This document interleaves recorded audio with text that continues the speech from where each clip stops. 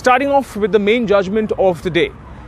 As Chief Justice of India, S.A. Bobde-led bench today dismissed the appeal filed by the former BSF Jawan Tej Bahadur challenging the election of Prime Minister Narendra Modi from Varanasi constituency in 2019. CJI Bobde categorically noted in the verdict that the Allahabad High Court was correct in nipping the plea in the bud while it came up for consideration in the High Court. The Supreme Court reserved orders on a plea that it had revived basing on a 2018 verdict passed by the top court, which had mandated installation of CCTV cameras all across India in each and every police stations.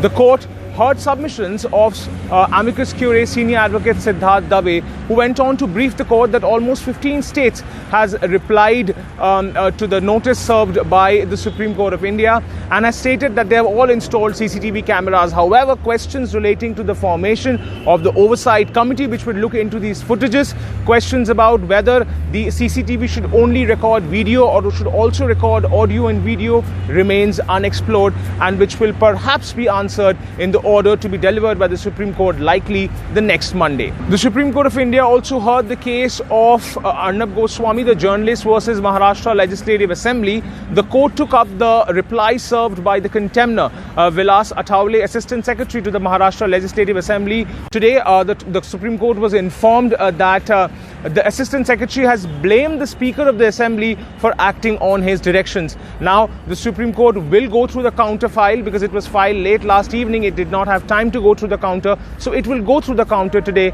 and hear the case after 2 weeks while it contemplates whether or not to issue a notice to the Speaker of the Maharashtra Assembly. A Supreme Court bench headed by Chief Justice of India S.A. Bobde today issued notice on a plea by Advocate Ajay Agrawal seeking to cap the price of COVID-19 RT-PCR test to a uniform rate of Rs 400 all across India due to the varying rates prevailing in each and every state. Well, that's all from today. Don't forget to like and share us on Instagram, Twitter and Facebook. We'll be back with more tomorrow.